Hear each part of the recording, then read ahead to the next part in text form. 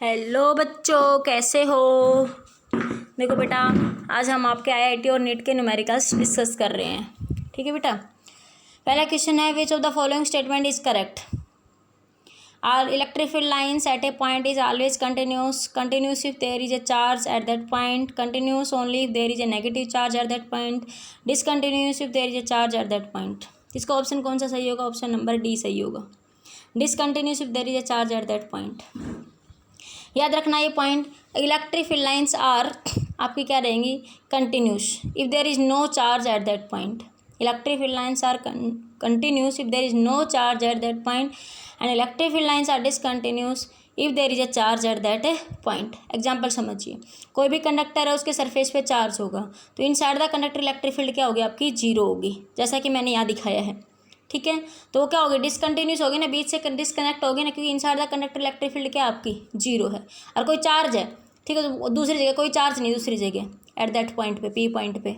ठीक है, तो इलेक्ट्रिक फील्ड एक चार्ज से निकलने वाली वो इन्फिनिटी तक जा रही है, तो क्या है? कंटिन्यूस है। तो कोई चार्ज नहीं होगा दूसरी जगह पे, तो इलेक्ट्रिक फील्ड कंटिन्यूस है, और कोई चार्ज है तो कैसी बन गई वो? डिसकंटिन्यूस। एग्जाम्पल मैंने एक सॉलिड स्फीयर और कोई भी मेटेलिक कंडक्टर हो, उसके इनसाइड द कंडक्टर हमेशा इलेक्ट्रिक फील्ड क्या होती है? जीरो। तो इलेक्ट्रिक फील्ड कैसी होगी यहाँ पे? ये डिसकंटिन्यूस। कोई भी चार्ज हो, अगर ये पूरे सरफेस पे पॉजिटिव होता तब भी क्या बन जानी थी आपके पास? वो इनसाइड द कंडक्टर तो हमेशा जीरो ही होनी होती है ना, क्योंकि सेल के अंदर भी गॉसियन सरफेस से प्रूव करते हैं, तो नेट इलेक्ट्रिक फील्ड हमेशा क्या होती है? जीरो। तो ऑप्शन नंबर डी आपका क्या होगा वहाँ पे? सही होगा।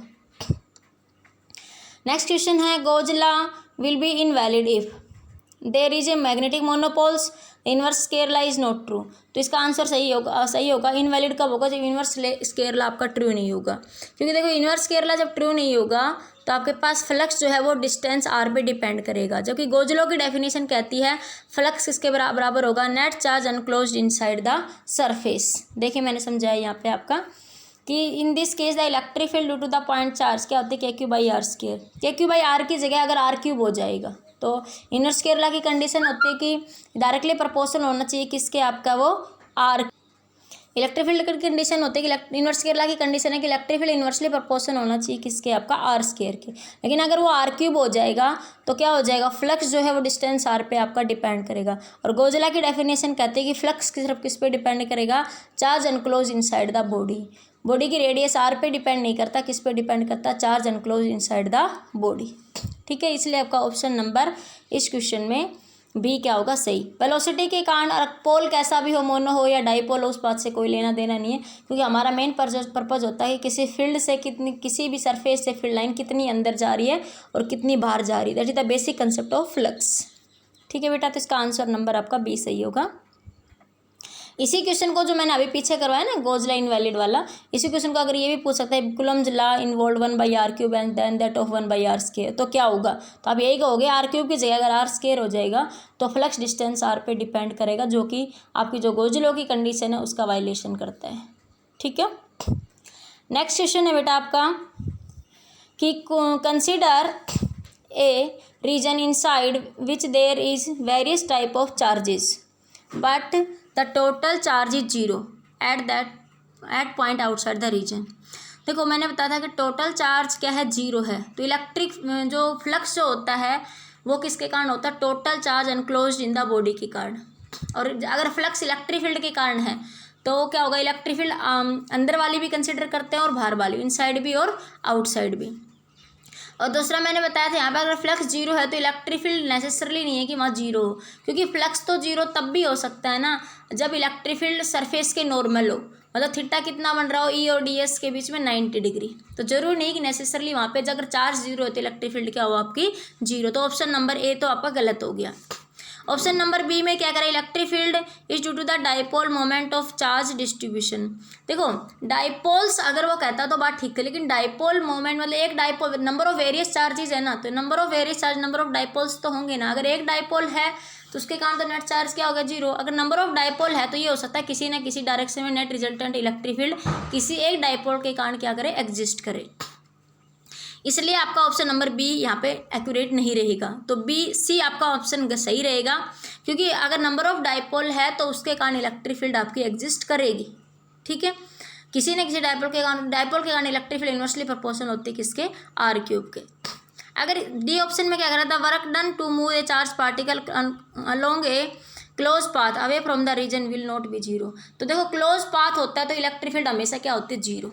कोई भी रीजन हो, वर्क डन हमेशा क्या होगा आपका, जीरो होगा उस सिचुएशन, क्योंकि इलेक्ट्रिक फील्ड क्या है, कंजर्वेटिव, और क्लोज पाथ में वर्क डन ऑलवेज क्या होगा आपका, जीरो। तो देखो इस चीज़ को मैंने यहाँ भी समझाया है। अगर क्यू जीरो है, ये सी और डी कुछ नहीं है, इसको कुछ नहीं देखना। फ्रॉम गोजला we know that phi is equal to dot D S Q by epsilon naught left side equation the electric field is due to the all the charges present both inside as well as outside the gaussian surface. Electric field दोनों side से consider करते हैं, inside और outside. Hence the Q enclosed it can not set the electric field is necessarily zero. If there is a various type of charges in the region the electric field is zero.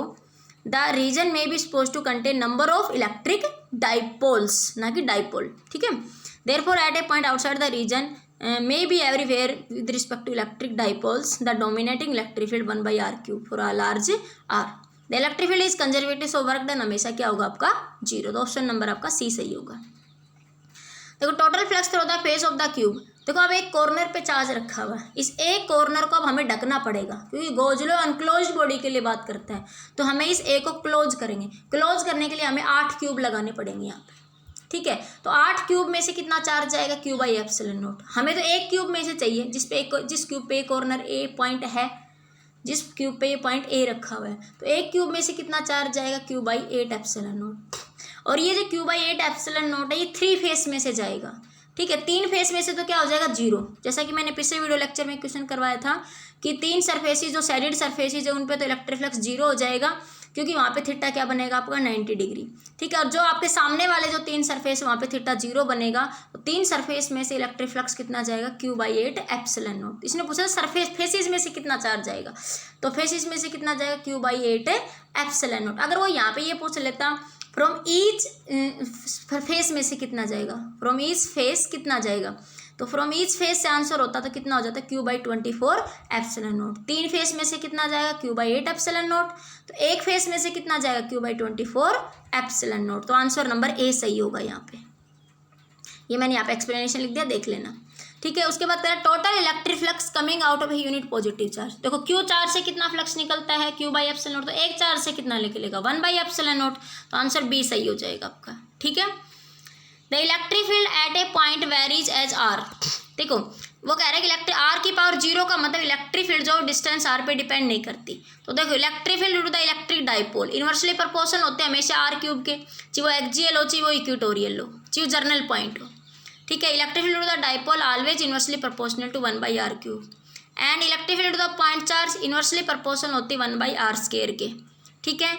And a plane infinite sheet of charge electric field to the plane infinite sheet of charge के कारण क्या होती है, sigma by 2 epsilon not. ये distance r पे depend नहीं करती। Electric field to the sheet of charge जो है डिस्टेंस आर पे डिपेंड नहीं करती। तो आपका ऑप्शन नंबर सी सही हो जाएगा। इनफाइनाइट लेंथ के कारण भी इलेक्ट्रिक फील्ड क्या होती है, इनवर्सली प्रोपोर्शनल होती है आर के, lambda upon 2 pi epsilon naught R, ठीक है। तो option number C is right, ठीक है। अगला क्वेश्चन है a cylinder of radius R and length L is placed in a uniform electric field. तो flux passes through the cylinder क्या हो जाएगा, जीरो। क्यों, क्योंकि देखो एक सरफेस ए है और एक बी और सी मान लिया। ए में जो इलेक्ट्रिक फील्ड होगी वो एरिया वेक्टर अपोजिट है, तो थीटा 90 डिग्री, बी में थीटा क्या बनेगा, जीरो। तो दोनों ऐड करेंगे तो कोस 180 माइनस होता है कोस 01, तो -1 + 1 वैसे इलेक्ट्रिक फ्लक्स प्लस का ई ए और माइनस का ई ए बनाएगा तो क्या बन गया, जीरो। कर्व सरफेस पे देखो थीटा क्या बनेगा, 90 डिग्री। 90 डिग्री है तो क्या बन जाएगा, फ्लक्स। कोस 90 क्या होता है, जीरो, तो फ्लक्स क्या बन जाएगा आपका यहाँ पे, जीरो, ठीक है बेटा। नेक्स्ट क्वेश्चन देखिए। An electric charge Q is place at the centre of A cube net flux passing through the one face of the cube. तो देखो एक सेंटर के ऊपर चार्ज क्यों रखा हुआ है क्यूब के, तो सारे क्यूब में से चार्ज कितना जाएगा, Q by epsilon not. Close surface में से गोज लॉ के अकॉर्डिंग फ्लक्स की वैल्यू कितनी होगी, क्यू बाई एप्सिलॉन नॉट, ठीक है। और वो क्यू बाई एप्सिलॉन नॉट कितने फेस में से जा रहा है, 6 फेस में से, तो 6 फेस में से कितना फ्लक्स जाए, क्या जाएगा, क्यू बाई एप्सिलॉन नॉट। तो एक फेस में से कितना चला जाए, क्यू बाई 6 एप्सिलॉन नॉट। तो option number A is right, ठीक है। ये एक्सप्लेनेशन है, लिख लेना कॉपी में, नोट्स बना लेना, ठीक है भाई। कॉपी में नोट्स जरूर बनाने सभी बच्चों को। A charge increase what happen to its flux density, तो फ्लक्स डेंसिटी क्या होगी, फ्लक्स अपॉन एरिया, उधर भी चार्ज अपॉन एरिया हो जाएगी। तो फ्लक्स डेंसिटी जो है डायरेक्टली प्रोपोर्शनल होती है किसके, चार्ज के। अगर चार्ज इंक्रीज करोगे तो फ्लक्स डेंसिटी क्या हो जाएगी, इंक्रीज। अगर एरिया इंक्रीज करोगे तो फ्लक्स डेंसिटी डिक्रीज हो जाएगी। याद रखना, अगर चार्ज इंक्रीज करोगे तो फ्लक्स डेंसिटी इंक्रीज हो जाएगी, अगर एरिया इंक्रीज करोगे तो क्या हो जाएगी, डिक्रीज। क्योंकि फ्लक्स डेंसिटी चार्ज के तो डायरेक्टली प्रोपोर्शनल होती है और एरिया के इन्वर्सली प्रोपोर्शनल होती है। ये मैंने लिख रखा है, आप लोग लिख लेना, ठीक है। ऐसा यूनिट ऑफ इलेक्ट्रिक फ्लक्स क्या होती है, वेबर, ये बहुत बार समझा चुकी हूँ। Goes law is applicable for a point charge, seat charge, line charge, point charge and line charge. Goes law तो किसी भी केस में वैलिड है, क्योंकि गोज लॉ सिर्फ ये कहता है कि बॉडी में चार्ज अनक्लोज होना चाहिए। तो option number D is right, ठीक है। एक्सप्लेनेशन लिख लेना।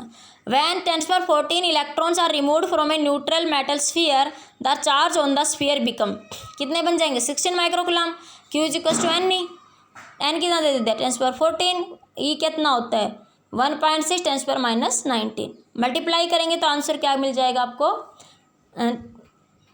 16 माइक्रोकूलम, ठीक है, समझ आ गया। नेक्स्ट क्वेश्चन देखिए, which of the following statement is not true about the Gauss law.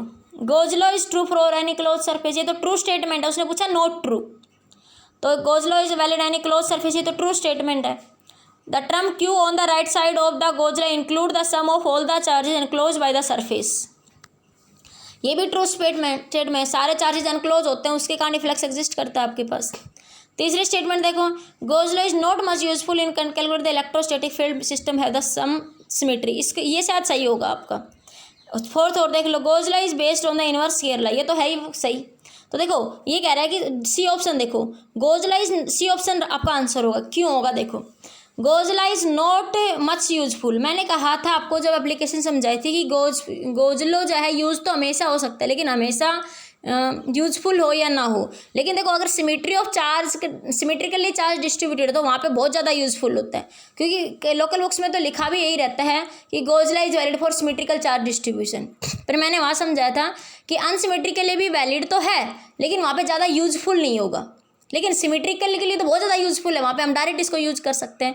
तो इसलिए ये इसने यहाँ पे क्या लिख दिया, नॉट मच यूजफुल। लेकिन सिमेट्रिकल डिस्ट्रीब्यूशन में गोज लॉ हमेशा बहुत ज़्यादा यूजफुल होता है। तो आंसर कौन सा होगा आपका, सी, ठीक है। तो अगला क्वेश्चन है, two similar sphere having +q and -q charges are kept at a certain distance, a force act between two. If at the middle of the two sphere another similar sphere having +q charge is kept, then it experiences a force in magnitude and direction as। Simple सा question है, देख लीजिए, दो charge है जो है पहले ए और सी पॉइंट पे, उन दोनों के पीछे फोर्स क्या लगेगा, कूलम्स लॉ के अकॉर्डिंग F = kq/r का स्क्वायर पे। दो चार्ज है, पहली कंडीशन में दो चार्ज है ओनली ए और सी के ऊपर, तो इन दोनों के पीछे फोर्स क्या लगेगा, kq/r²। फिर एक बी पॉइंट पे दूसरा स्फीयर या चार्ज रख दिया, तो इसके ऊपर फोर्स पूछ रहे हैं। तो देखो ए इस पे फोर्स लगाएगा तो रिपेल करेगा, एफ ए की डायरेक्शन किधर जाएगी, टुवर्ड्स नेगेटिव चार्ज, और नेगेटिव भी इसको अट्रैक्ट करेगा बी को, तो इसकी डायरेक्शन किधर हो जाएगी, टुवर्ड्स सी पॉइंट। तो दोनों ऐड हो जाएंगे तो कितना आ जाएगा, 8F। 8F किधर आएगा, टुवर्ड्स द नेगेटिव चार्ज, किधर जाए resultant direction, towards the negative charge. तो इसके अकॉर्डिंग आपका आंसर हो जाएगा सी, ठीक है। नेक्स्ट आपका, two metallic sphere having the same shape and size but one of copper and other of aluminium, both placed in identical electric field, in which metallic sphere will more charge in induce. देखो दोनों ही metal है ना, तो metal का dielectric constant तो क्या होता है, इनफाइनाइट, तो दोनों का डाइलेक्ट्रिक कांस्टेंट तो सेम हो गया ना, इसलिए इंड्यूस चार्ज दोनों पे क्या होगा, सेम। क्योंकि इंड्यूस चार्ज का फॉर्मूला क्या होता है, QI = Q × 1 - 1/k। तो दोनों ही केस में k तो क्या इनफाइनाइट, तो सिर्फ क्या बचेगा, Q। तो दोनों में सेम अमाउंट में चार्ज क्या होगा आपका, प्रोड्यूस होगा। अब कह रहा है अगला question, if F is the magnitude of the force experience a unit charge force experienced by a unit charge placed at a distance 1 centimeter from an infinitely large charge sheet, then what will be the force experienced by the same charge placed at a distance of 2 centimeter from the same sheet।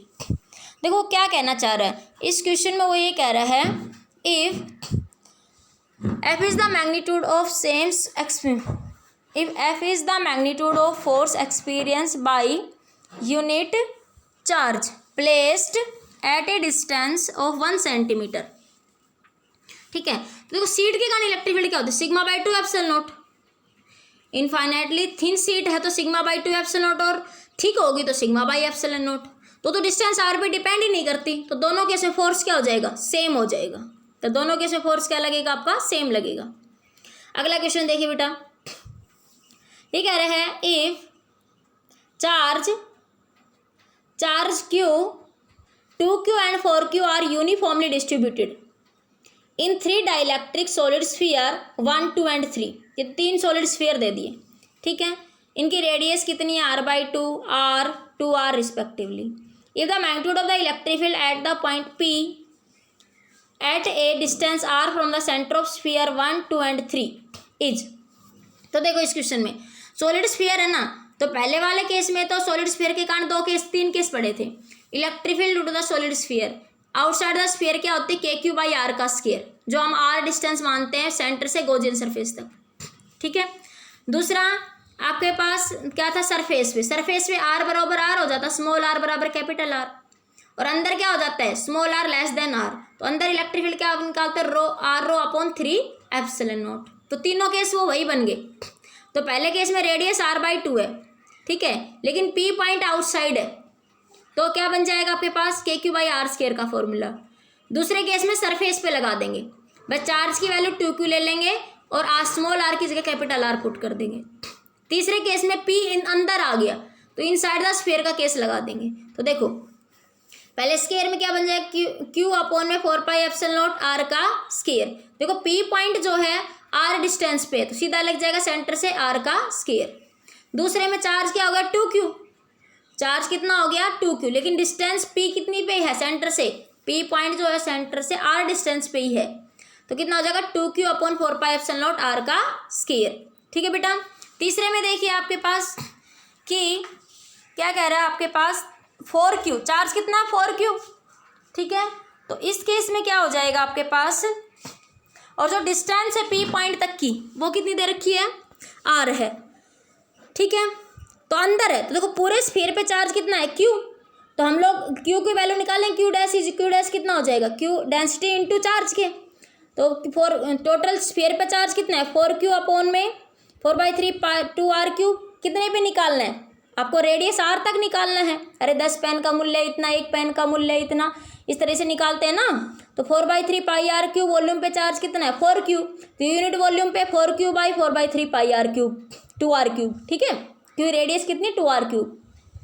कितने पे पूछा है, अंदर जो circle है उस पर 4/3 πr3 पे मल्टीप्लाई कर दो, तो ये सीधा कर दिया यहाँ पे मल्टीप्लाई, ठीक है। तो ये तीनों का रेशियो कितना आ जाएगा, 2:4:1। तो सबसे ज़्यादा कितनी है, कौन सी है, E2, फिर क्या आपकी E1, और फिर क्या आपकी E3। तो सबसे ज़्यादा E2, फिर E1 और फिर E3। तो ऑप्शन नंबर आपका C क्या हो जाएगा, राइट यहाँ पे। क्लियर बेटा। नेक्स्ट क्वेश्चन देखिए, नेक्स्ट क्वेश्चन में क्या हो जाएगा आपके पास यहाँ पे, a uniform charge thin spherical shell of radius R carries the uniform surface charge density of rho per unit area. Surface density rho है आपकी, सिग्मा है ये, सिग्मा पर यूनिट एरिया, ठीक है। It is made to 2 hemisphere shell held together by pressing with a force then F is proportional to the. दो hemisphere को press करके एक आपके पास स्फीयर बनाया गया, तो उसके ऊपर फोर्स की बात करनी है आपके पास। तो देखो मैंने पीछे मैकेनिकल फोर्स निकलवाया था, उसमें बताया था प्रेशर क्या होता है, σ²/2 epsilon naught. Mechanical force on the surface निकलवाया था, उसमें मैंने लिखवाया था कि प्रेशर क्या होता है, σ²/2 एप्सिलॉन। फोर्स क्या हो जाएगा कि आपके पास 4πr² एरिया से मल्टीप्लाई कर दो, तो आंसर क्या आ जाएगा, σ²r² एप्सिलॉन नॉट, ठीक है। तो आंसर में देख लो आपके पास क्या, σ²r² एप्सिलॉन। तो option number A he right हो जाएगा आपका, ठीक है। यहाँ से सोल्व हो जाए क्वेश्चन। ये 2 क्वेश्चन नहीं दे रहा था ऊपर, तो इसमें किसी ने भी नहीं दिया तो आप नहीं है, लेकिन ये करोगे तो सोल्व आपके पास यही आ जाएगा यहाँ पे, ठीक है। ये पीछे मैंने मैकेनिकल फोर्स करवाया था, जहाँ पे चार्ज बबल की बात करिए, उसी लेक्चर में देखना, IIT नीट वाले में। नेक्स्ट है, consider in electric field is equal to E0 x cap, here E0 is the constant, the flux through the shaded area due to the field is. तो फ्लक्स पूछ रहा है शेडिड एरिया के अंदर इलेक्ट्रिक फील्ड के कारण, ठीक है, due to the this electric field. ये इलेक्ट्रिक फील्ड दे रखी है आपको।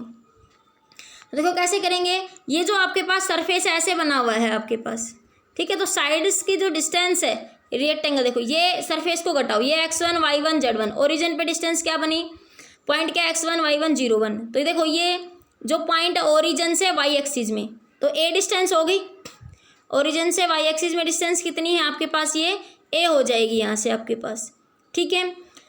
तो आपके पास जो ये डिस्टेंस है इधर वाली देखो a माइनस ए 0 हो गया, a माइनस ए, इसके सामने वाली ये भी कितनी हो जाएगी आपके पास a, तो ये वाली डिस्टेंस जो बचेगी साइड वाली, ये कितनी बचेगी, √2a, कितनी बचेगी, √2a। तो फ्लक्स क्या होगा, ई डॉट ए, ठीक है।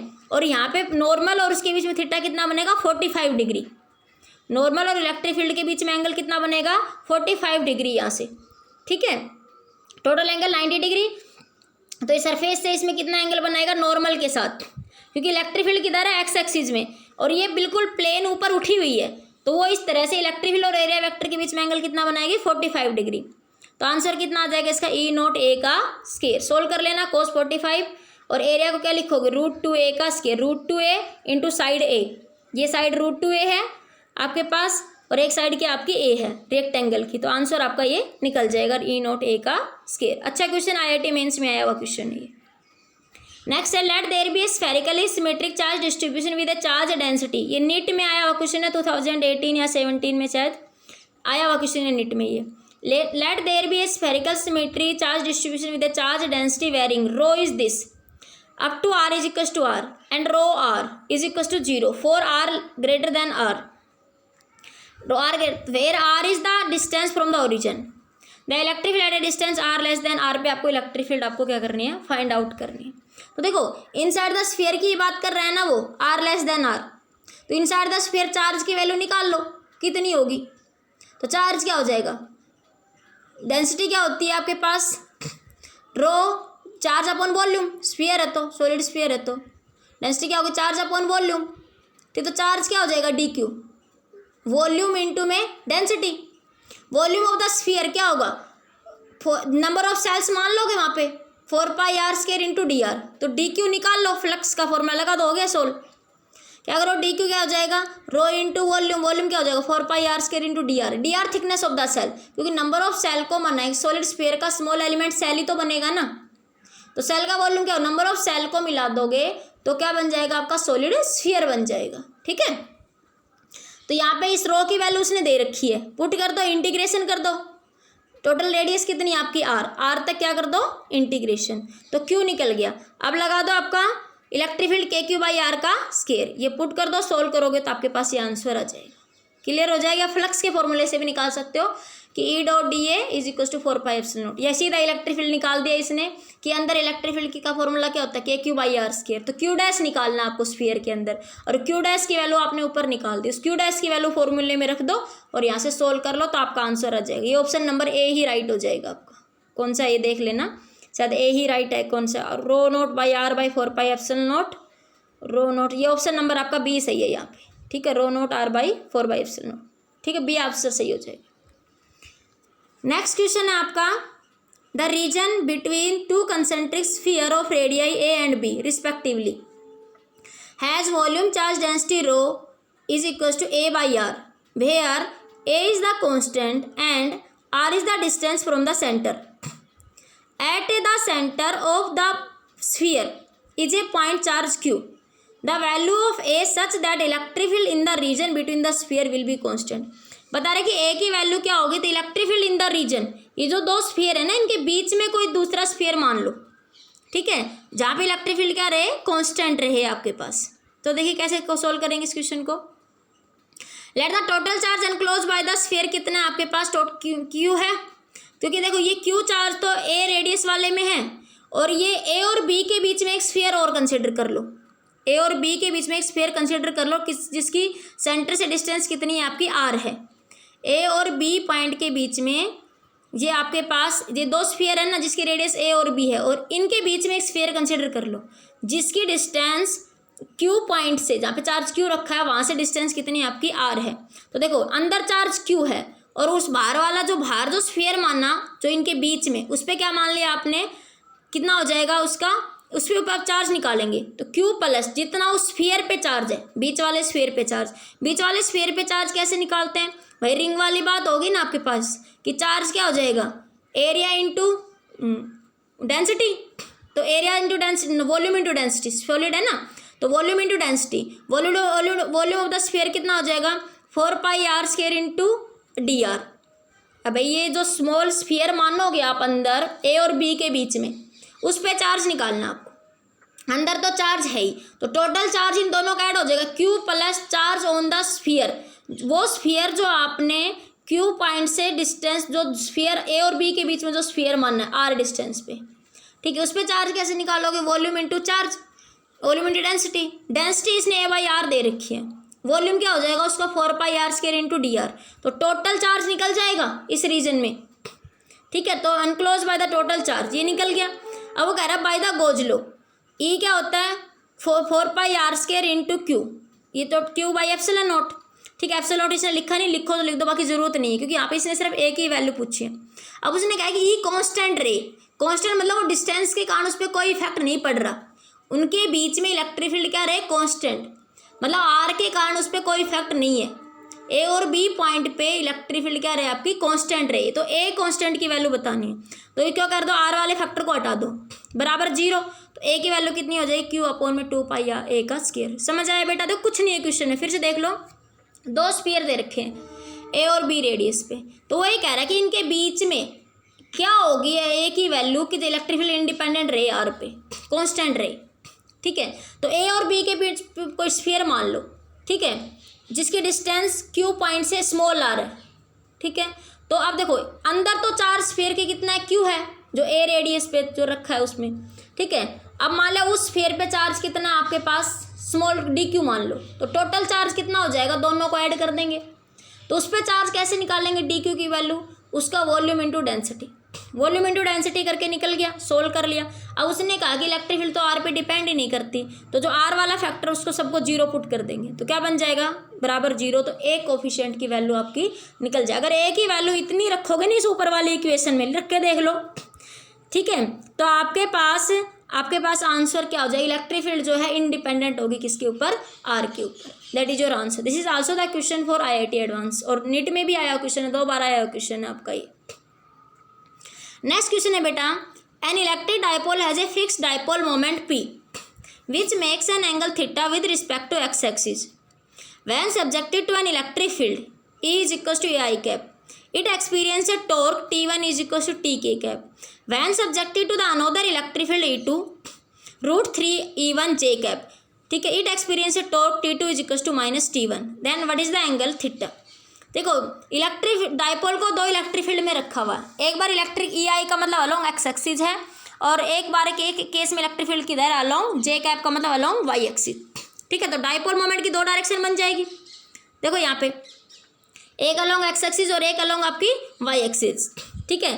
तो इन दोनों के बीच का एंगल, तो 2 तरीके से इस क्वेश्चन को कर सकते हैं कि डाइपोल मोमेंट ये बीच वाली लाइन होगी, तो एक साइड एक्स एक्सिस के साथ तो डाइपोल का कंपोनेंट क्या बन जाएगा P cos थीटा, और वाई एक्सिस के साथ क्या बन जाएगा P sin थीटा, ठीक है। तो इसको आप सोल्व कर लो, तो ये बन जाएगा P cos थीटा, और ये क्या बन जाएगा P sin, आपके पास पुट कर लो, ये इधर से भी ले लेना आप लोग, जो भी आप कंसिडर करते हो। टॉर्क क्या होता है P sin थीटा, टॉर्क क्या होता है आपके पास P sin थीटा। तो electric field E1 along x axis, तो देखो आपके पास P ये बीच में है, तो अगर वो कह रहा है कि ये वाला एंगल क्या बना हुआ है थीटा, तो वाई एक्सिस के साथ जो इलेक्ट्रिक फील्ड है एक्स एक्सिस के साथ वो है आपकी EI cap, it mean the electric field along positive x axis direct, so angle between the dipole and field will remain same theta, therefore the torque in this direction, torque क्या हो जाएगा PE sin theta, PE1 sin theta हो जाएगा torque, ठीक है। अब देखो दूसरा केस देखो, अगली डायरेक्शन में इलेक्ट्रिक फील्ड की वैल्यू कितनी है √3 EJ कैप, तो वहाँ पे कितना एंगल है 90 माइनस थीटा, साइन क्या बन जाएगा 90 माइनस थीटा, तो क्या बन जाएगा मैग्नीट्यूड कितना √3, मैग्नीट्यूड इलेक्ट्रिक फील्ड का वाई एक्सिस में कितना दे रखा है √3, तो टो 2 की वैल्यू कितनी हो जाएगी P √3 E1 sign 90 minus theta, क्योंकि जो P है एक्स एक्सिस के साथ एंगल तो थीटा बना रहा है, और वाई एक्सिस के साथ एंगल क्या बना रहा है 90 माइनस थीटा, तो दोनों टॉर्क क्या इक्वल एंड अपोजिट पुट कर दो, तो थीटा की वैल्यू कितनी आ जाएगी 60 डिग्री, ठीक है, और भी एक दूसरा मेथड ऐसे भी कर लो, ये पी है, इसके दो कंपोनेंट बना लो, एक्स एक्सिस और अलोंग वाई एक्सिस। ठीक है, तो पी को क्या लिख सकते हो, पी एक्स आई कैप प्लस पी वाई जे कैप क्रॉस ई आई कैप प्लस √3 जे कैप, इनकी क्रॉस मल्टीप्लाई कर लो। ठीक है, क्रॉस मल्टीप्लाई करके दोनों टॉर्क एक दूसरे से अपोजिट है, तो ये नेट टॉर्क तो zero, p y by p x क्या बन जाएगा, tan थीटा, थीटा कितना आया √3, tan थीटा की वैल्यू √3, थीटा कितना हो जाएगा 60 डिग्री। तो आप कैसे भी कर सकते हो, आप साइन थीटा के हिसाब से भी कर लो या कंपोनेंट बना के दोनों को ऐड कर दो, ये ऐड कर रखा है दोनों को यहाँ से T1 और T2 को, फिर सोल्व करोगे तो आपके पास आंसर यहाँ पे मिल जाएगा। ठीक है भाई, नेक्स्ट है a square surface of side L metre in the plane of the paper is placed in a uniform electric field acting along the same plane at an angle with the horizontal side of square as shown in figure. The electric flux linked to the surface in unit of voltmeter is. तो ये question तो मैंने पहले भी करवाया था, इस case में इलेक्ट्रिक फ्लक्स की वैल्यू क्या हो जाएगी, जीरो, क्योंकि जितना फ्लक्स इनवर्ड है उतना ही फ्लक्स क्या आपका आउटवर्ड है, तो आंसर क्या आएगा डी, जीरो। निकाल के देख लो, वो कहता है electric flux to the surface is link to the surface, ये होता है the angle between the area vector and the field lines is 90 degree. वो कह रहा है कि एवरी पॉइंट पे एंगल क्या बनाएंगे 90 डिग्री एरिया वेक्टर के साथ, या जितनी फील्ड लाइंस अंदर जाएंगी उतनी बार, तो नेट फ्लक्स क्या बन जाएगा आपका जीरो, तो नेट फ्लक्स क्या हो जाएगा ऐसे केस में हमेशा आपका जीरो। नेक्स्ट क्वेश्चन है two similar sphere having charge plus q and minus q charges are kept at a certain distance F act between two. If at the middle point of two sphere another similar sphere having charge plus q is kept, then it experiences a force in the magnitude and direction as. ये तो मैं पहले भी आज का question कितना आ जाएगा 8F towards the negative charge, ये और क्वेश्चन पहले भी आज का कर लेना एक बार। नेक्स्ट क्वेश्चन क्या कर रहा है, find the flux of electric field through each of the 5 surface of the inclined plane shown in the figure. ये इंक्लाइंड प्लेन दे रखी जिसके 5 सरफेस है। What is the total flux through the entire close surface, total flux पूछ रहा है entire close surface में से। ठीक है, तो देखिए करते हैं इस क्वेश्चन को। इसके सबसे पहले फेस बन रहा है आपका A B C D, A B E D, A B E D, ऊपर वाला सरफेस देखो। ठीक है, तो देखो नीचे वाला एंगल कितना है थीटा, तो जो एफ पॉइंट पे एंगल बनेगा वो कितना 90, तो ए पॉइंट पे एंगल कितना बना 90 माइनस थीटा, मतलब इलेक्ट्रिक फील्ड नॉर्मल के साथ एंगल कितना बना रही है 90 माइनस थीटा। तो flux A B C D जो सरफेस है, तो इलेक्ट्रिक फील्ड ऐसे ही जा रही है, इलेक्ट्रिक फील्ड इधर से तो जा रही है ना ए पॉइंट से होती हुई, तो ए पॉइंट पे जितना ये अल्टरनेट एंगल वाला केस, जितना एंगल ये ए पॉइंट पे इतना ही नॉर्मल के साथ बनाएगी यहाँ पे ये। ठीक है, बाय द ट्रिग्नोमेट्री, तो कितना बन जाएगा फ्लक्स का सरफेस एरिया ई ए साइन 90, क्योंकि ये एंगल कितना बना रहा है कोस 90 माइनस थीटा। ए अगला सरफेस देखो A F B, A F B देखो इलेक्ट्रिक फील्ड तो पॉजिटिव एक्स एक्सिस में है, और ए एफ बी सरफेस का नॉर्मल तो ऊपर की डायरेक्शन में होगा ना, मतलब जेड एक्सिस में होगा इसका नॉर्मल, तो ये दोनों के बीच में एंगल कितना बना 90 डिग्री, तो फ्लक्स क्या होगा जीरो। इसी तरह डी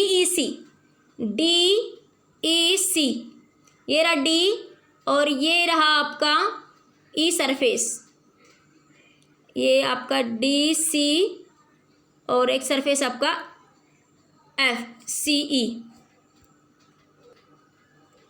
अरे ये ई पॉइंट आपका सेंटर पे है, ठीक है, डी ई सी, इस सरफेस ई इलेक्ट्रिक फील्ड अलग है, ये एक पॉइंट सेंटर पे है, सेंटर पे जो ओ लिखते हैं उसको ई लिखा हुआ है, यहाँ पे भी थीटा कितना बनेगा 90 डिग्री, तो नेट फ्लक्स क्या हो जाएगा आपका जीरो।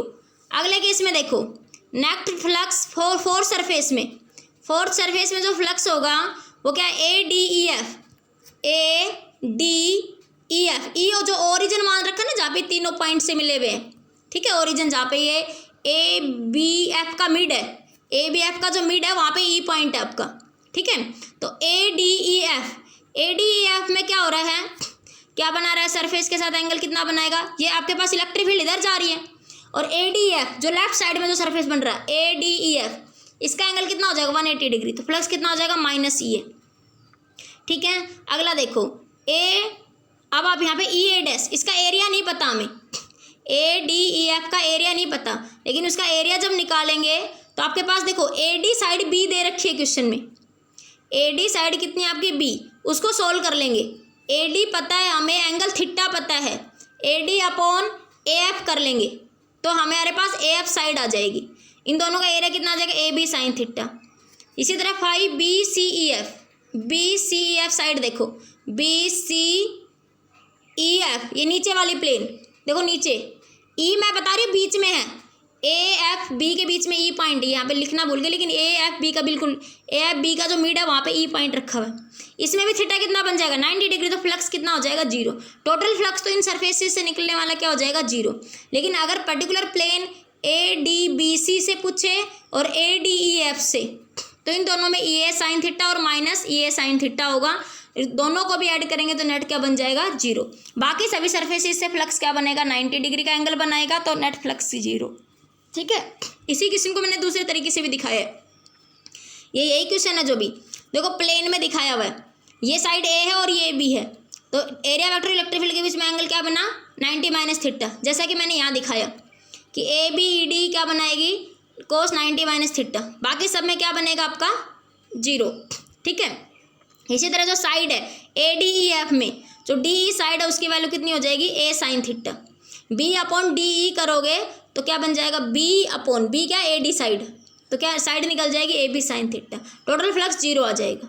ठीक, ये प्लेन मैंने यहाँ दिखाई है, एक बार आप देख लेना। इस क्वेश्चन को भी आप इस तरीके से लिख भी सकते हो, जो पीछे लिखा हुआ मैंने पेन से वो यहाँ पे कंप्यूटराइज भी है। ठीक है, तो आंसर टोटल क्या आएगा आपका 0। ठीक है, नेक्स्ट क्वेश्चन देखिए, क्वेश्चन ये कंसेप्ट पॉइंट है, the electric field in the common space due to the two intersecting sphere, तो इंटरसेक्टिंग स्फीयर के कारण इलेक्ट्रिक फील्ड की वैल्यू क्या होगी, ये आप खुद से निकाल सकते हो कि दो इंटरसेक्ट स्फीयर कर रहे हैं, तो इनसाइड द स्फीयर का फॉर्मूला क्या होता है r रो अपॉन 3 एप्सिलॉन। एक केस में एरिया वेक्टर क्या ले लोगे r1, दूसरे केस में एरिया वेक्टर क्या आपका r2। ठीक है, अरे electric field inside the sphere का फॉर्मूला क्या होता है r row upon 3 epsilon not, तो यहाँ पे एक बार क्या ले लोगे r1 और दूसरे के लिए माइनस r2, अरे सरफेस चार्ज डेंसिटी माइनस है ना इसलिए माइनस ले लिया, दोनों को ऐड कर दो, जो भी आंसर आएगा ये इलेक्ट्रिक फील्ड के दोनों स्फीयर के इंटरसेप्ट के कारण आपका रिजल्टेंट आंसर आ जाएगा। ठीक है, इजी सा कंसेप्ट था, पर कंसेप्ट डाल दे, कभी कोई क्वेश्चन आ जाए तो घबराना नहीं है क्या पूछ ली। नेक्स्ट क्वेश्चन ये मैंने आपको करवा रखा था कि कौन के कारण जो फ्लक्स है उसकी वैल्यू क्या होती है, यहाँ पे प्रूफ भी डाल दिया है। यहाँ पे a point charge Q is placed at the apex corner of the semi vertex angle theta shows that the electric passes through the base of the cone is. ठीक है, इससे बेस्ट क्वेश्चन भी आए हुए हैं आईआईटी में इस topic पे, तो इसको देखो प्रूफ देख लो, इसमें क्या होगा फ्लक्स फाई क्या हो जाएगा क्यू बाई एप्सिलॉन नॉट। देखो ये कोन बना लिया। ठीक है, तो सबसे पहले ये कोन है, वर्टेक्स पे चार्ज क्यू रखा हुआ है, तो ये पहले ही सॉलिड स्फीयर है, सॉलिड स्फीयर के अंदर कोन मान लिया। ठीक है, कंसिडर डिफरेंट रिंग, एक रिंग कंसिडर कर ली सॉलिड स्फीयर पे, जिसकी थिकनेस कितनी है आपके पास डी आर और रेडियस कितनी है आपकी आर। ठीक है, तो उसका एरिया क्या बन जाएगा 2 pi R R into D A क्या बता रहा है उसका, ये एंगल बता रहा है यहाँ पे ये। ठीक है, ये जो भी इसने माना हुआ है अल्फा जो भी माना हुआ है यहाँ पे। ठीक है, तो इन सब को आर डी थीटा की वैल्यू निकाल लोगे यहाँ से, क्या बन जाएगा r into r sine alpha, r की वैल्यू आर डी थीटा, तो स्मॉल आर की वैल्यू निकाल ली इसने यहाँ से, ये जो स्मॉल और रिंग की रेडियस मानी हुई है ना उसकी वैल्यू निकाल लेंगे यहाँ से, ये जो सरफेस पे कंसिडर कर रखा है यहाँ पे देखो ये रहा स्मॉल आर। ठीक है, जो ओ पॉइंट से ऊपर रिंग तक जो ये छोटा सा डिस्टेंस जा रहा है इसकी वैल्यू निकाल लोगे, तो डी ए की वैल्यू कितनी निकल जाएगी 2 pi R square sine alpha into D alpha. 0 to theta क्या कर दो इंटीग्रेशन, क्योंकि स्मॉल एंगल क्या माना डी अल्फा या डी थीटा, तो टोटल के लिए क्या कर दो उसका इंटीग्रेशन, तो ए एरिया निकल जाएगा। ठीक है, अब यहाँ पे इस ए एरिया की वैल्यू पुट कर दो, जो तुमने स्मॉल एलिमेंट माना है रिंग का, तो टोटल एरिया को वहाँ पे क्या कर दो मल्टीप्लाई कर दो। ठीक है, तो क्या निकल जाएगा Q by 2 epsilon not 1 minus sigma epsilon not. समझ आया क्वेश्चन, देखो फिर से क्वेश्चन देख लो, वर्टेक्स पे रखा हुआ है, तो कह रहा है flux passes through the whole surface कितना होता है Q by epsilon, therefore the flux passes through the base of the cone, base of the cone, तो ए एरिया में से कितना निकल रहा है क्यू बाई एप्सिलॉन नॉट, तो यूनिट एरिया में से कितना निकल जाएगा, टोटल एरिया कितना A naught, A naught area में से फ्लक्स कितना गया क्यू बाई एप्सिलॉन नॉट, तो यूनिट में से कितना चला जाएगा Q by epsilon not upon A note. पूछा क्या है, जो बेस ऑफ द कोन है वहाँ से जहाँ पे वो कोन बना रहा है। ठीक है, flux passes through the base of the cone, base of the कोन का एरिया क्या मान लिया आपने स्मॉल, ये कैपिटल ए। ठीक है, अब इस कैपिटल ए की वैल्यू स्मॉल एलिमेंट मान के बहुत सारे क्वेश्चन करे हुए हैं, वहाँ पीछे भी हमने स्मॉल एलिमेंट कंसिडर करके वैल्यू निकाल लो, इसकी वैल्यू पुट कर दो, सोल्व करोगे तो कितना आ जाएगा Q into 1 minus cos theta by 2 epsilon naught. ठीक है, करो तो कर लेना प्रूफ, बाकी कंपटीशन एग्जाम के लिए रिजल्ट याद रखो, बोर्ड में ऐसे भी क्वेश्चन आएगा ऑब्जेक्टिव तो ऐसे ही आएगा, प्रूफ कभी नहीं पूछेगा बोर्ड में आपसे। ठीक है, नेक्स्ट क्वेश्चन है the electric flux through a circle of radius R due to a infinite long wire placed its axis is. ये एक सर्कल है, ठीक है, इसके एक्सिस से इनफाइनाइट लॉन्ग वायर पास हो रही है, तो बताइए फ्लक्स की वैल्यू क्या होगी। देखो कैसे करेंगे, सिंपल सी बात है कि एक रिंग है, सर्कल है ना, इसके अंदर एक स्मॉल एलिमेंट कंसिडर कर लो रिंग का, ठीक है, तो उसके एरिया निकाल लो 2πx इंटू डी एक्स हो जाएगा रिंग का एरिया, 2πx उसका सर्कमफ्रेंस और डी एक्स से मल्टीप्लाई कर दो। Electric field due to the infinite wire कितनी होती है, due to the semi infinite wire, complete infinite के कारण तो कितनी होती है lambda upon 2 epsilon naught R, तो सेमी के लिए हाफ हो जाएगी तो कितनी बन जाएगी 4 एप्सिलॉन नॉट, ये जो भी डिस्टेंस इसने कंसिडर करी हुई है। तो इसको सॉल्व कर लो कि टोटल रेडियस कितनी है रिंग की 0 to r, 0 to r, तो 0 to r क्या कर दोगे इसका इंटीग्रेशन, तो आंसर कितना आएगा lambda r by 2 epsilon not. अरे कुछ नहीं, सिंपल याद रखो ये कि सेमी इनफाइनाइट वायर है, ये जो वायर है ये एक सर्कल में से पास हो रही है इसके एक्सिस से, तो इसके एक्सिस के कारण एक साइड से, तो पूरी इनफाइनाइट दोनों साइड होती है तो इलेक्ट्रिक फील्ड होती है lambda by 2 epsilon naught R, ठीक है। तो हाफ के लिए कितनी हो जाए lambda upon 4 pi epsilon naught, ring की रेडियस क्या मानी एक्स, ठीक है, रिंग का एरिया निकाल लो रिंग के ऊपर, इसको टोटल डी फाई क्या हो जाएगा area into phi is equals to क्या हो जाएगा ई इंटू ए, मल्टीप्लाई कर दो 0 to r क्या कर दो इंटीग्रेशन, तो सेमी इनफाइनाइट के कारण सर्कल के अंदर जो इलेक्ट्रिक फील्ड होगी वो कितनी हो जाएगी lambda r by 2 epsilon not, lambda r by 2 epsilon naught, ठीक है। नेक्स्ट क्वेश्चन है आपका, ये एक क्यूब है, क्यूब के कह रहा है charge are placed at the each corner of its vertices, इस क्यूब के सारे कॉर्नर पे चार्ज क्यों रखा हुआ है, ठीक है, तो फ्लक्स बताना है 7th चार्ज पे, find the flux due to all the charges, find calculate the force exerted any one of the charge, calculate the force exerted on any of the charge due to rest of the charges, जो बाकी जो 7 charges बच गए उनके कारण rest of the charges पे क्या निकालना है आपको फ्लक्स निकालना है, ठीक है। मान लिया मैं आपके पास ये जो बीच में चार्ज रखा है ना ओरिजिन पे, इसके कारण हम बात कर लेते हैं, ठीक है, बाकी जो 7 चार्जेस है जो ओरिजिन पे चार्ज रखा है इसके कारण फ्लक्स की बात कर लेंगे, ठीक है। तो देखो सबसे पहला जो माना आपने F12, तो मैंने surface electric field to the force की फॉर्मूला क्या होता है वेक्टर फॉर्म में K Q1 Q2 बाई R cube into vector R, Coulomb चलो यही होता है। तो देखो A1 के कारण देखो ये 1 सरफेस है, ये A पॉइंट जो ओरिजिन पे रखा हुआ है आपका 0 0 0 जहाँ रखा हुआ है आपके पास, ठीक है, तो R इन दोनों के बीच की डिस्टेंस निकालो, ये 0 0 0 माइनस 0 0 माइनस 0 0 माइनस 0, तो क्या बचा A माइनस 0, तो यहाँ पे इलेक्ट्रिक फील्ड क्या बन जाएगी 0 माइनस A में माइनस K कैप, क्योंकि ये हर एक कोऑर्डिनेट क्या बताता है x1 y1 और z1, तो जिधर यहाँ से इनके कारण इसके कारण फोर्स किस पे निकाल रहे हैं 1 चार्ज के कारण फोर्स हम ओरिजिन पे जो 8वां चार्ज रखा है उसके ऊपर फोर्स निकाल रहे हैं, ठीक है। हमने मान लिया कि ओरिजिन पे जो चार्ज रखा है इसके ऊपर हम क्या निकाल रहे हैं आपके पास 0 0 जिसके कोऑर्डिनेट मानने में है फोर्स निकाल रहे हैं, तो देखो 0 माइनस 0 0 माइनस 0 और 0 माइनस A, तो क्या बना माइनस K कैप, ठीक है, तो क्या बन जाएगा माइनस का K कैप। अब F A2 देखो, फोर्स F A2 नाम भी दिया मैंने, A2 के कारण देखो ओरिजिन से A2, तो ये तो डायगोनल बना फेस डायगोनल, ठीक है, इसका डिस्टेंस देख लो कितने बनेगी 0 minus 0 0 minus A J cap 0 minus A K cap, बाकी तो फॉर्मूला वही है K Q upon diagonal distance कितनी हो जाएगी 2√2 A cube A minus K cap A minus J cap.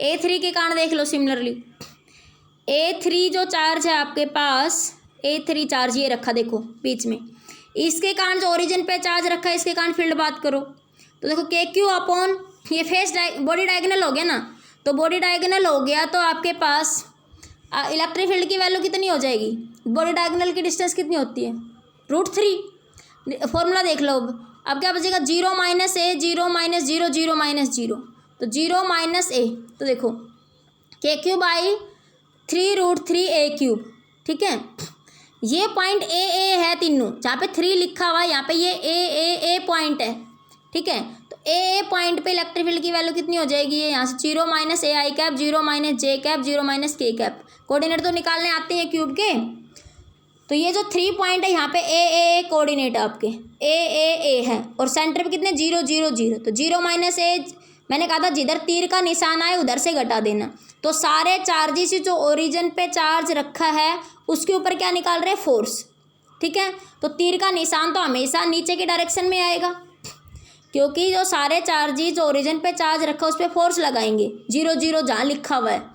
ठीक है, ये 7th के ऊपर की साइड में देखो, इधर साइड में 0 0 0 ओरिजिन जो बीच में, तो 0 0 में से घटाना है सबको। ठीक है, क्योंकि डायरेक्शन इधर आएगी। मैंने डिस्प्लेसमेंट वेक्टर में समझा था जिधर डायरेक्शन हो उधर से घटा देना। ठीक है, तो ये वेक्टर रूल के अकॉर्डिंग आ जाएंगे, सारे फोर्सेज ऐसे निकाल लोगे, सबको ऐड कर देना। तो जब सबको ऐड करोगे तो क्यूब के कारण जो आपके रिजल्टेंट फोर्स है उसकी वैल्यू ये आ जाएगी। ठीक है, करके देख लेना, ना आए तो फिर पूछ लेना। ओके बेटा, कर लोगे। और बताओ A5 के कारण और देख लो। देखो A5 यहाँ पे फोर्स है आपके पास, ये A3 A4 A5 ये रहा। देखो इसमें डिस्टेंस देखो 0 - A 0 - 0 0 - 0, तो A5 में क्या बन जाएगा आपके पास, 0 - A AI क्या पा जाएगा, डिस्टेंस A है। ठीक है, जहाँ पे भी डायगोनल बनेगा फेस डायगोनल वहाँ पे √2 डिस्टेंस होगी, जहाँ पे बॉडी डायगोनल बनेगा वहाँ पे कितनी हो जाएगी, √3 डिस्टेंस हो जाएगी। तो इन सब का वैसे भी देख लो, मैग्नीट्यूड निकाल के देख लो, AI cap A J cap A, इनका सबका करोगे तो A² + A² + A², कितना बनेगा आपके पास, √3A बन जाएगा। उसको सोल्व करके इस फॉर्म में लिखा हुआ है। ठीक है, ये डिस्टेंसेज इन सबको ऐड कर लेना, आपका आंसर आ जाएगा। नेक्स्ट क्वेश्चन देखो, figure below describe two situation in which two infinite long static line charge of constant positive line charge density lambda are kept parallel to each other in their resultant electric field Q and -Q are kept in equilibrium between them. The point charge are confined to move in the x direction. ये दो line charge दे रखे हैं, तो जो point charge है ना उसको x direction में डिस्प्लेस कर रहा है, -Q को भी x डायरेक्शन में डिस्प्लेस कर रहा है। ठीक है, अब देखो इसमें क्या पूछ रहा है, ये ऑप्शन दे रखे हैं। तो देखो ये +Q टोटल डिस्टेंस 2L मान लो पहली सिचुएशन में, ये +Q को x इधर थोड़ा डिस्प्लेस करा गया, तो राइट में भी लैम्डा है और लेफ्ट में भी लैम्डा है, तो दोनों लैम्डा के कारण इस +Q पे फोर्स होगा। तो इनफाइनाइट लाइन चार्ज के कारण इलेक्ट्रिक फील्ड की वैल्यू कितनी होती है, λ/2πε0r होती है। और फोर्स की बात करेंगे तो Q से मल्टीप्लाई करेंगे, क्योंकि F क्या हो गया, Q ही। Electric field intensity to the infinite line charge क्या होती है, λ/2πε0। ठीक है, तो F क्या होगा, Q ही। ठीक है, तो क्या करो, Q से मल्टीप्लाई कर दोगे फोर्स के लिए। तो देखो यहाँ पे इन दोनों के कारण एक बार तो क्या बन जाएगा, जैसे आपने डाइपोल में करा है अलोंग द एक्सियल लाइन पे। ठीक है, तो इन दोनों के कारण एक बार तो क्या बन जाएगा, dl + x, एक बार क्या बन जाएगा, l - x। ठीक है, तो जैसे मैं आपके पास लेफ्ट के कारण जो फोर्स होगा उसमें तो बन जाएगा l + x, और राइट में जो लैम्डा है इसके कारण जो +Q पे फोर्स लगेगा उसमें क्या बन जाएगा, नीचे l - x। तो जो राइट वाला फोर्स है, लाइट वाली जो लॉन्ग वायर है जिसकी डेंसिटी लैम्डा है वो ज़्यादा है, क्योंकि l - x कितना जितना कम होगा उतना ही क्या होगा, वो वैल्यू ज़्यादा होगी। तो रिजल्टेंट डिस्प्लेसमेंट किधर हो जाएगी, पॉजिटिव x एक्सिस में। लेकिन देखो ये थोड़ा सा डिस्प्लेस होगा इतना, क्योंकि ये पॉजिटिव चार्ज है, इधर से ये पॉजिटिव इसको घुमा ले जाएगा, उधर से ये पॉजिटिव इसको। ठीक है, तो ऑसिलेशन होता रहेगा इसके बीच में, एक बार ये इधर जाएगा लेफ्ट में, एक बार ये राइट में जाएगा।